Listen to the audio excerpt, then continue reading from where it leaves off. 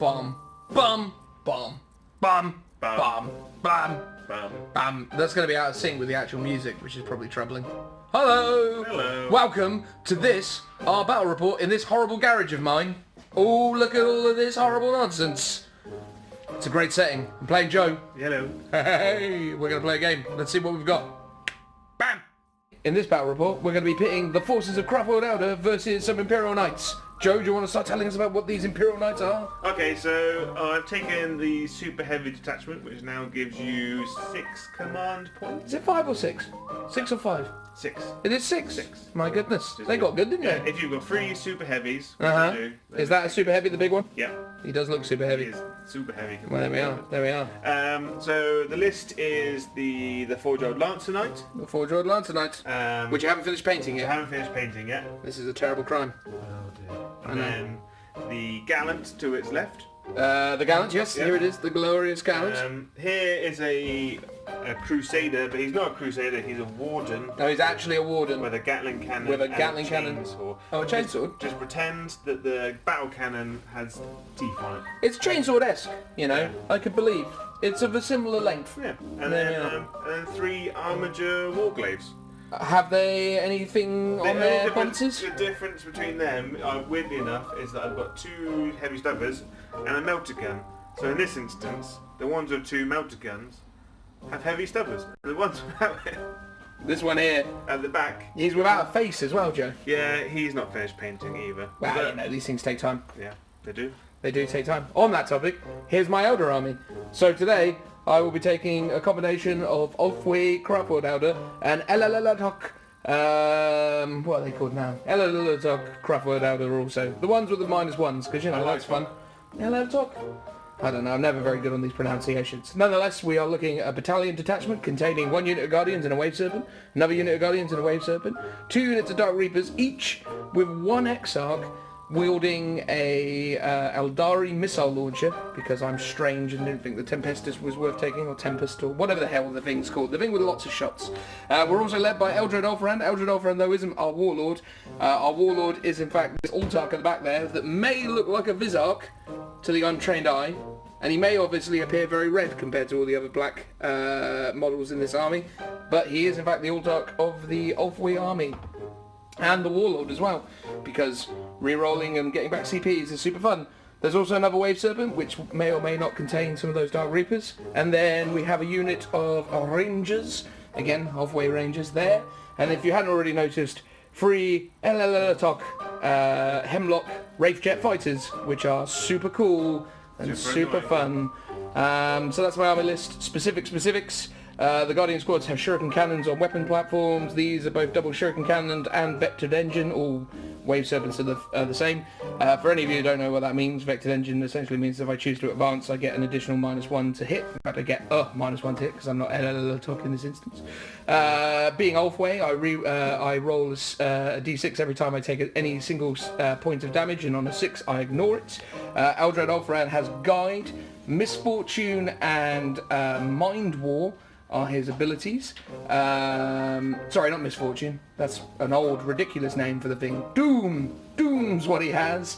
The Ulthar has the Warlord trait of the Ulthwe, which is essentially at the start of every single battle round, so both mine and Joe's turn, I roll a d6, and on a 6, I gain another command point. Additionally, every command point I spend, I roll a d6, and on a 6, I get it back! Whee! Eldari missile launchers are what they are, and the Hemlocks have a mixture of Protect/Jink and Horrify and Embolden, Horrify, something along those lines. And that is broadly the army. Any comments you'd like to make about yours, Joe? Warlord traits, things? Oh yes, notes? yes, I completely forgot about that. I noticed, that's why I'm saying it. The Cerastus Lancer is my Warlord. Is that the correct pronunciation? I don't know. Is it a silent T?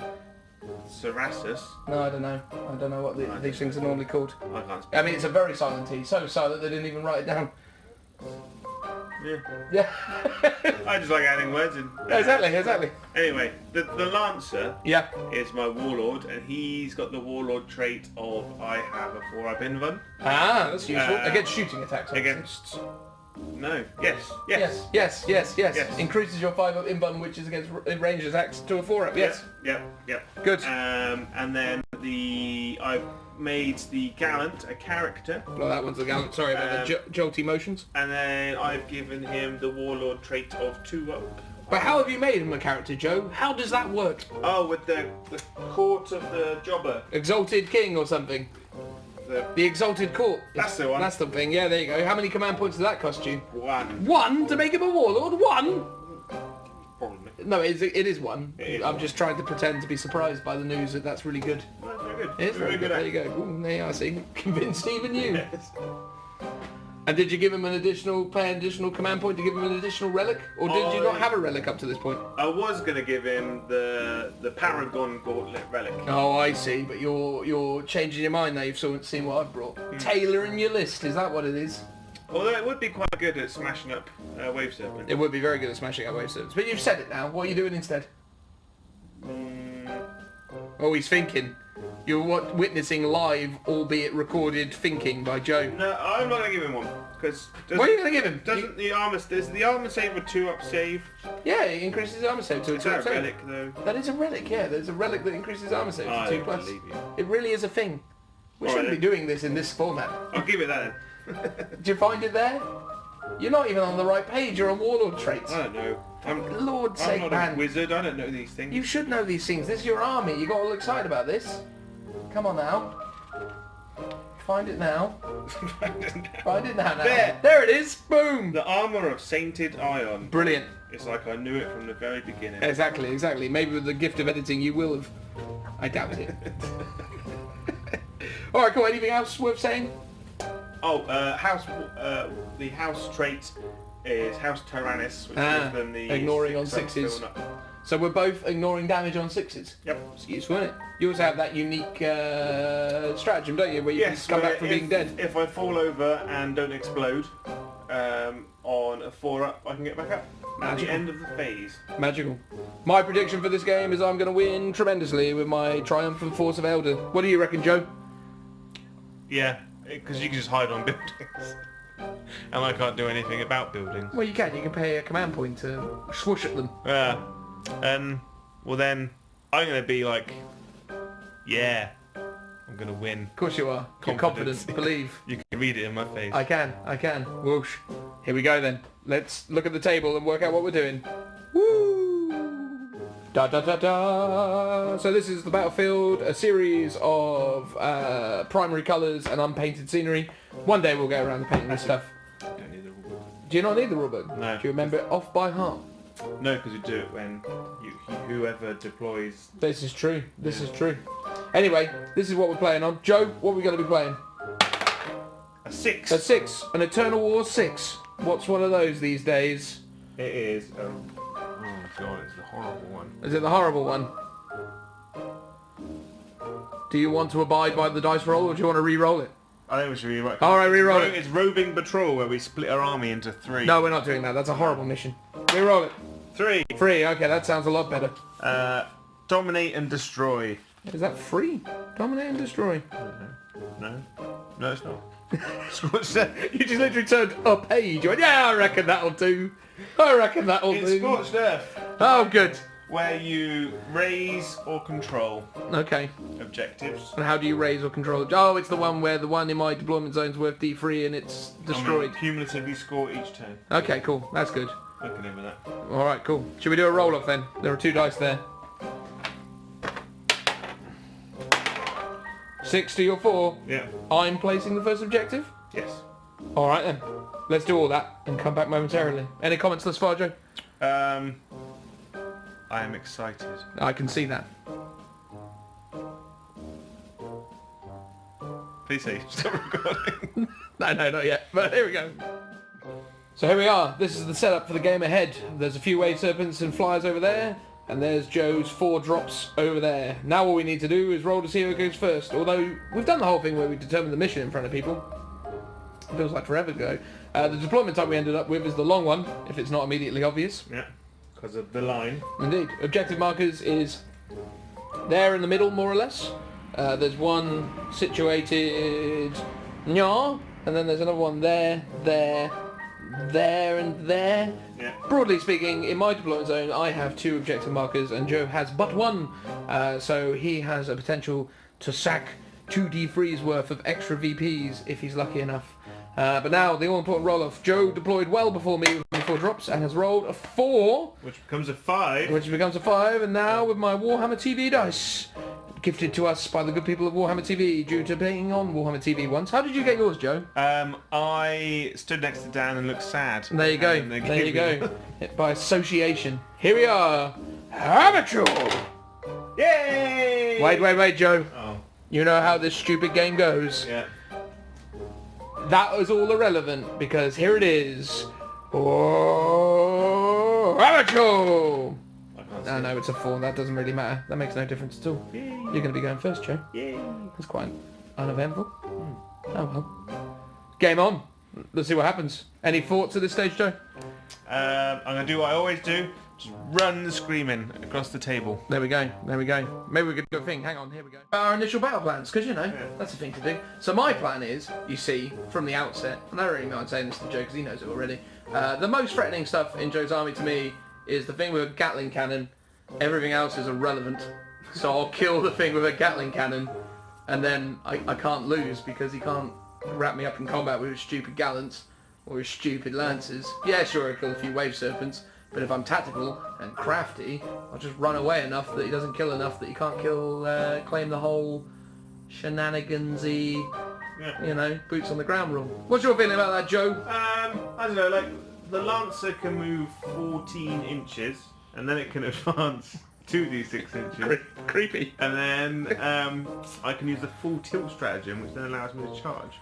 So it has an effective range of 14, 26, 38 inches. Okay. So you'll hit a wave 7 turn 1 and probably yeah, kill it. it'll slap it about. Probably won't kill it. No, probably won't. Probably won't. And Seems like a foregone conclusion to me. I'm definitely winning. That's what we can take away from this. I'm definitely winning. Let's see how that goes. Turn 1. Woo! Woo! Oh, it's the end of turn 1. Me and Joe went out and got chicken. Yeah. So that's why it looks a bit darker now. That was good, wasn't it? the chicken made up for what came next. Shall we spin it around? Spin it around to turn 1, or the end thereof. So, if you remember from the beginning, I said I was going to kill his warden. What did I do, Joe? Killed my warden. And what did you do, Joe? I killed.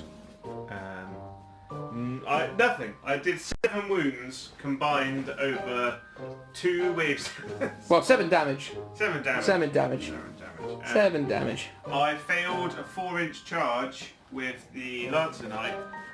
And that was it, really. That was quite an epic moment, wasn't it, when you just failed that 4-inch charge And then- with a double 1, Yeah. and then you re-rolled one of the dice and got a 2. And all 3 of my armigers did 0 damage with shooting. Yeah, that was also really, really unfortunate. The dice basically would just said no. My dice also were terrible. I just guess Hemlock did okay. It worked out alright. I mean, let's be honest with ourselves. You were very unlucky in that opening turn. Yeah. Very unlucky. But you never know. You can still turn it around. What's the running score so far? 2 to me. 5 to me, as you struggle with burping. Yes. 2 to 5. So I'm winning a tremendous victory so far. Yeah. As predicted. Much. What do you think you got to do to bring it back, Joe? Hang on, we're turning it around again. Turn it around. My plan at the moment is to take 3 objectives. I can take 3 objectives and burn the 2 that are in the deployment. Hopefully it might knock me back up again. My only real way of winning this matchup is to kill everything that's on the floor. Because I can't deal with the Hemlock. So my way of winning is basically winning via boots on the ground. There you go. That's the strategy. He's still got potentially, well, he's definitely got 4 turns. Potentially 5, 6 turns left to do it in. So let's see what happens in turn 2. Pachow! That's the end of turn 2. A lot more of my stuff is dead.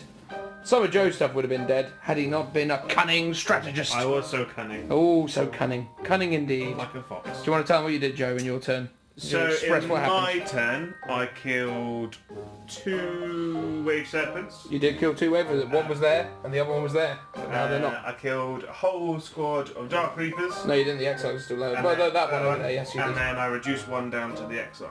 And pretty good turn. for me, I think. Picked up 3 more points. 4 more points even. No, 3 more points, right. 3 more points. And then in your turn... Tell them about the... Oh, that was in my turn as well, wasn't it? So in my turn, I killed his gallant, but then because he's House Taranis and he had 2 last command points, he decided that he would spend those on a 50-50 roll for staying alive, and he got it. He came back with 2 wounds. Yeah. He hasn't got any command points to make him go bananas now, so he's fairly hopeless as he is on 2 wounds, but as Joe correctly says, he's a problem that needs fixing. Yeah. A problem that needs fixing. I managed to get my Rangers to move across to an objective that was there, which I sacked for 3 VPs. I have tactically positioned all of my most valuable stuff in the middle of things, which now essentially means that there's absolutely no way that Joe can kill anything or kill everything. Heavy stubbers. He's got heavy stubbers. He's got to steadily stubber away. And melter guns, to be fair. Yeah. There are options. There are options. There are things available in this turn to kill warlords and make things happen. But yeah, long story short, relatively decent turn for me. I'm still ahead. It's 5-10. 5-10 to Joe. Oh, sorry. 5-10 to me. 5 to Joe, 10 to me. 2 turns in. It's getting a lot more eventful, this game, actually. Yeah. It's turned into more of a game. It started off bad, but it's got better. It's got better. Let's see what happens at the end of turn 3. Bye now. So that's the end of turn 3, and what are we looking at here? Well, I'll tell you. What we're looking at here is Joe is a little bit on the back foot, I would say. Would you not agree, Joe? I would agree, and it all came about because an armiger was too good at his job. Yes, absolutely. So once upon a time, there was a Knight Gallant, and the Knight Gallant got killed. But instead of being killed, he stood back up again. Here's the funny thing, though. What happened was the armature went, I'm going to kill a Wave Serpent that was situated here. And the Wave Serpent did indeed die, and then exploded, doing exactly 2 mortal wounds to the valiant Gallant, who was feeling very proud and excited about what was to come. But then he failed to roll his Feel No Pain, and then just died. Yeah. Sad That times. was 2 command points just wasted. Absolutely, absolutely. I cleared up the remaining Exarch, got rid of the Rangers over here. You did. The Rangers died well quick. Yeah. And I basically went in and trod on everyone, and they died. There you go. But then in retaliation, I did 7 wounds to his lance, and then I killed the 2 armatures that were up there, which has been a wondrous scenario. Yeah. Yeah. It's one of the weird aspects of it, to say the very least. Yeah. Any other thoughts, Joe, at this stage? At the moment, it's all about survival, I'd say. You think so? Yeah. I mean, in terms of the score, what are you on? It's 6 to me, 12 to you. 6 to you, 12 to me. Yeah, it's not great. It's not looking promising. Well, I'm gonna try and aim for maybe a warlord this turn. Oh, coming warlord! Yeah, cunning warlord type plan. You're going to come after my Ulthwe. But he's hiding behind... I thought Eldar was the warlord. No, the Ulthwe's the warlord. In that case, I'm gonna go after Eldar. Punch him in his stupid face. Very well. By all means, if you can get to him. Which you can't. Because for some reason that's a stratagem. Apparently, my knight, which is bigger than that building, with his lance, which is taller than that building, cannot touch them. Because they're not within 2 inches of an edge. And also, technically, they're not in a piece of Mechanicus or Sector Imperialis terrain as well. Yeah. Which is quite a weird conundrum. The stratagem is very specific about being on very specific types of terrain. But obviously we agreed that that's silly. Yeah. But I have obviously ensured that he can't be within 2 inches horizontally. Yeah. I kind of feel like this list needs assassins. I feel like this list needs some sort of infantry support for sure. Assassins would definitely be a good shout. Anyway, let's see what happens at the end of what will be now turn 4. Exciting times. Ooh. It's now the end of turn 4. And it's fair to say, it's not going too great for your old Joe. It must be said that in the camera, with my beard, even though I'm smiling, always looks like I'm frowning. Yeah, you are a grumpy looking fella. I just look. I don't understand what's going on with this. My face or your No, face? my face. Like, I rarely get to look at it, and when I do, I'm confused by how weird it is. It's like I see everyone else's face all the time. Fun fact: you never actually ever can see your own face. Like I can see this, which is a kind of representation. of my face. But I'll never see my own face with my own eyes, unless one of my eyes falls out and maintains a level of... Like in The Walking Dead. Like in The Walking Dead, if I can take my eye out and keep it connected somehow. Bizarre. Anyway, the end of the game. Hang on, let's transition. Whip it round. Woo. So most of everything that was Joe's is dead. The Hemlocks consistently perform. 2 damage at strength 10 minus 4 AP or whatever they are is consistently frustrating, I'd say. Hemlocks are consistently bastards. That's my Well, the 2d3, strength 10, yeah, minus 4 AP. It's pretty tidy. Especially the range and the fact that they can go anywhere they want. They're assault weapons as well, so they can actually advance and still fire with no penalties whatsoever. There's all sorts of silly nonsense to this unit. Yeah. And they're psychers as well, so I've been smiting the ever-living hell out of you. Yeah, having the 6 I feel no pain has been really useful in some real clutch moments, but Yeah. it's not enough. I kind of feel that I either need assassins, or I think Gallant should become a warden with a Gatling cannon. Yeah. Because with the Lancer, like, he's your one dedicated close combat guy. Yeah. And that's neat. That's it. It's true, you've got too many eggs in the close combat basket. Yeah. You need more Helverins, mate. I do like Helverins, but they're... Well, we're talking about this like you've lost already. There's still another turn, potentially 3 turns left in the game.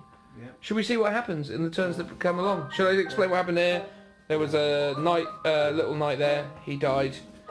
Joe shot at Aldrad and did 3 damage to him, but he's Aldrad, so he just carried on living. Here's that big what, mate? Big what? I got an extra 2 victory points. Joe didn't get any. So we're at whatever that number was Joe had last time, and I'm 2 more ahead. Yes. Yeah. 6-14. 6-14. It's pretty unwinnable now, I'd say. Unless that one knight can table your entire army. Unlikely, because look, the Elder are up on a thing there, and then they're up They on are a thing 2 there. inches off the ground, which makes them, like, invulnerable. Yeah. Every attack. Yeah, that's so bad. They should have just made that. It's like what they did with Orcs when they put out the chapter approved, and the Orcs had any 6s create more shots as a stratagem, and it seemingly has become just their army special rule called Daka Daka Daka Daka Daka. Yeah, they need to I feel like that should just be a special rule for these guys. The special reach ability. Which, what is it? Something... Yeah, it doesn't matter. Let's see what happens in turn 5. Arm face reach. Arm face reach. Turn 5 now. Bah! So it's the end of turn 5, and we decided to call it there because Joe's final knight is alive on 5 wounds and isn't going to do a great deal more. So at the end, the final tally was 16 to me, 17 to Joe. 7 to Joe, yeah, that would have been miraculous. That would have been What great. an incredible turnaround. I'm not line breaking, but Joe is line breaking, so he goes up to 8. Let's do that on the old Age of Sigmar thing.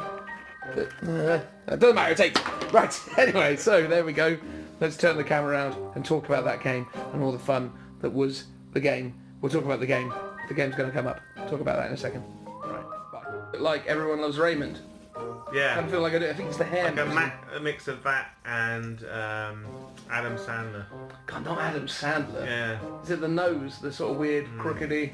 Anyway, it doesn't matter. Hello, everyone. You've got a series of terrible films in your future. I do. It's all going terribly wrong. It's the big hair. That's what it does to me. Anyway, at the end of that game, I won because I'm the best player, as has obviously been determined by this game and many others that have featured on this channel. Yeah. We've done 3 of them. I'm not actually only posting the ones where I win. To be fair, Joe did beat me, not last time. Where are you going? You're walking away because you made a weird fart. That was a very weird fart. We're not really doing anything to kind of, you know, make ourselves seem in any way exciting to people. Just, oh my god. We'll be right back. That's not our eyes bleeding, that's the sort of, we're just laughing too much at the ridiculousness of it all. Yeah. Anyway, there you go. So, fuck's sake. That was the end of our game. I don't just post videos where I win. Joe did beat me a couple of games ago. Yeah. We just didn't film that one. Because we sort of felt like these weren't very good. I still don't think they're very good, really. I mean, dear God, look at where we're doing them. We're doing it in the garage. Where Joe's just farting constantly. What am I doing with my life? Anyway, long story short, general kind of things that won the game quite well for me. The fact that there was good height, terrain. Yeah, the first turn for me was awful. Yeah, that went terribly wrong. Yeah, failing a 4-inch charge with a reroll was mental. Yeah, that wasn't good. And I kind of like, because of bad rolls, command points were generally wasted. Yeah. Because I only got like 9 command points. I spent 2 so I could full tilt first turn. You did, yeah. And then failed a charge. You So committed there's 2 quite a lot command to the points tilt. wasted. And then I paid 2 to keep my Knight Gallant alive. And then I blew it up from exploding another attack. So that was 4 out of 9 just gone. Just wasted. So Eldar Ulthwe won that game for me. They just mind warred every character that Joe had, which was only 2 characters, but he did something like fucking 20 mortal wounds through mind war the whole game. Like, mind bullets. Yeah, his job was stand on a building and be psychic. He's so good though, Eldar Ulthwe. 150 points, which is only 40 points more than a regular Farseer. He can cast 1 extra spell. He has a 3-up invulnerable and 4-up invulnerable. He's toughness 4. He's got a versatile arrangement of weapons, and he's cool. He's really good. I mean, he's a super powerful Farseer. I really don't understand why more people don't take him. I do kind of understand it because most people are taking Alaitoc, and you can't have him in an Alaitoc army. But I think it's well worth taking. Ulthwe for. It's freaking amazing. Yeah. Him and Morgan Ra. Shout out to Morgan Ra. No one gives Morgan Ra his props, man. He's like a one-man heavy bolter squad. He's crazy. He's crazy. Well, he's got 8 shots at 36-inch range with strength 6 minus 1 AP. It's pretty solid. It's amazing. And he's no slouch in combat. Strength 6 minus 2 D3 damage. You need to get more Morgan Ra's going. That's what I need next time. Show that Morgan Ra love. But anyway, that's been our first game in a while. Yeah. I hope you enjoyed what we brought to you. I'm sorry, the production values are fucking terrible. Yeah. One day we'll aspire. I mean, look, even as I'm doing this, my hand's going dead as I'm holding the camera, so I'm doing this weird, like, hang on, I'll just move it, oh god, around. And it's really, really unfair. Yeah. He's got some like fancy curtains up here. Do you think Phil will be impressed with this video? A bit more fancy. Do you think Phil will appreciate the fact that I've uploaded this to our YouTube channel? He's going to really effing hate it. He is going to hate it, isn't he? This is the sort of stuff Phil hates. Yeah. But Us. No, not us. No, not us. We're best buds with Phil. I think He just wants us to do better. Yeah. Better than Joe farting in a garage. Who would have thought? Thanks for watching, guys. I haven't actually sent this with any sincerity before, but you know, like and subscribe, give it a go. To our 55 subscribers, thank you. you. Exactly. This is for the 55. Boom. Yeah. About 20 of them are friends and family that took pity on us. But for the remaining 35 of you that are genuinely here to watch us do stuff, I'm sorry. I'm really sorry. This isn't better. You deserve more. Maybe one day we'll get. it. We're not going to monetize. We're not going to. The likelihood of us ever monetizing anything we do is slim to none. We've only got 50. We've got such a little sort of appreciation from people at this point in time. The last thing we need to do is alienate them. Yeah. By monetizing them. I think first of all we need to pay to see. This is just costing me money. This is basically what's happening. Yeah. Everything that you see here, it's all coming out of my wallet. Even this terrifying dungeon that we do this in. Yeah, we got 40k stuff. Ah, yeah, we got 40k. Look, we got an orc over there. Yeah. Look at that. Here he is. We got that Blood Bowl orc. I mean, what more do we need? And a Civilization 5 thing that I found in a skip. It was good. I didn't steal it, admittedly. I found it in a skip as false, actually. I had it through some series of circumstances. I just like. I still think stealing from the bins is illegal. No, it is illegal. That's why I sort of changed my story, because I said finding it in a skip to sound really clever and like I was... You were about to throw it in a skip, and then you were like, no. I was one day going to throw it in a skip, but I decided to keep it. To remind me of the times. Thanks for watching, guys. I feel like we've just descended to madness. Shush, shush, shush.